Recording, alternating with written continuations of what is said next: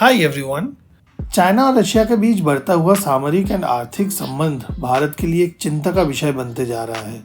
एक तरफ यूएसए और यूरोप एक के बाद एक आर्थिक प्रतिबंध लगा दिया, दूसरी तरफ अमेरिका और बाकी नेटो अंतर्भुक्त देश यूक्रेन को सामरिक और आर्थिक सहायता दे रहा है। इस दबाव में आकर रशिया दुनिया का दूसरी सबसे बड़ी इकोनॉमी और तीसरी सबसे बड़ी सामरिक शक्ति चाइना के साथ अपना रिश्ता मजबूत कर रहा है। रिसेंट इंसिडेंट देखा जाए तो चाइना दिन बर दिन भारत के लिए एक खतरा बनते जा रहा है। अब तक इंडिया रशिया रिलेशंस के चलते ये खतरा कंट्रोल में है, पर जियोपॉलिटिकल सिचुएशंस जिस हिसाब से बदल रहा है, आज नहीं तो कल हो सकता है रशिया को भारत और चाइना के बीच में किसी एक को चुनना पड़े। और ऐसी हाल में किसे चुनेगा रशिया? हाल ही में चाइना रशिया के साथ मिलिट्री ड्रिल किया। चाइना और रशिया का जॉइंट मिलिट्री ड्रिल 2005 से चल रहा है। तो अब क्या खास हो गया? खास ये है कि दोनों में एक देश वो है जिसने ऑलरेडी यूक्रेन पे हमला कर दिया और दूसरा वो देश है जो ताइवान में हमला करने का तैयारी कर रहा है। रशिया यूक्रेन को अटैक करने के बाद हुआ ये पहला जॉइंट एक्सरसाइज में ही इन्होंने जापान के नजदीक अपना लड़ाकू विमान भेज दिया। और ये वो वक्त है जब यूएस, जापान, इंडिया और ऑस्ट्रेलिया टोक्यो में क्वाड का मीटिंग के तैयारी में है। ये रशिया और चाइना की तरफ से एक खुली चेतावनी है क्वाड के मेंबर्स को।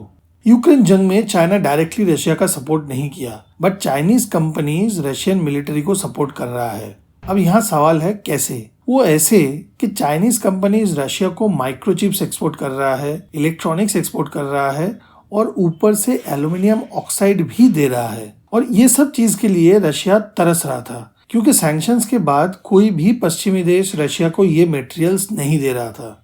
और पता है कि ये चीज किस काम आता है? हथियार बनाने में। रशिया अब चाइना से पहले से 400 गुना ज्यादा एल्यूमिनियम ऑक्साइड खरीद रहा है। अब माइक्रोचिप का आंकड़ा देखते हैं। माइक्रोचिप का आमदनी भी 2 गुना से ज्यादा हो चुका है और ये सब चीज का इस्तेमाल हथियार बनाने में लगता है।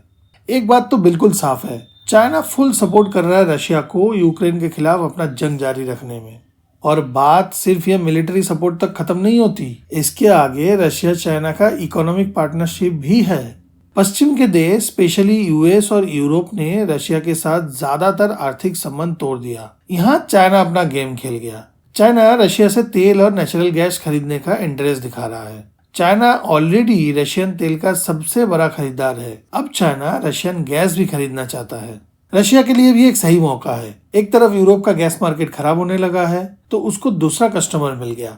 चाइना रशिया गैस पाइपलाइन के ऊपर काम कर रहे हैं, जिसमें रशिया ऑलरेडी $55 बिलियन लगा चुका है और चाइना 2019 तक बस $3.8 बिलियन का ही गैस खरीदा है। पर अब ये बदलने वाला है। रशिया और चाइना ये प्रोजेक्ट को और एक्सटेंड कर रहे हैं। एक बार ये कंप्लीट हो गया तो सीधे साइबेरिया से रशियन गैस आएगा चाइना के संघाई तक। अब ये दोनों के लिए फायदे का सौदा है। पुतिन साहब को जैसे ही एक नया कस्टमर मिल जाएगा अपना गैस बेचने के लिए, वो यूरोप को अपने हिसाब से चलाएंगे, क्योंकि यूरोप संपूर्ण रूप से डिपेंडेंट है रशियन गैस पे। इधर चाइना को भी एक स्टेडी सप्लाई मिल जाएगा ऑयल एंड गैस के लिए। इससे क्या समझ में आता है? चाइना और रशिया के रिलेशन रफ्तार पकड़ रही है और ये रिलेशन सैनिक संबंध और आर्थिक संबंध से ज्यादा मजबूत हो रहा है। अब सबसे इम्पोर्टेंट पार्ट, भारत पे इसका क्या असर पड़ेगा? भारत को किस नजर से देखना चाहिए इस परिस्थिति को? भारत के लिए ये वाकई ही चिंता की बात है।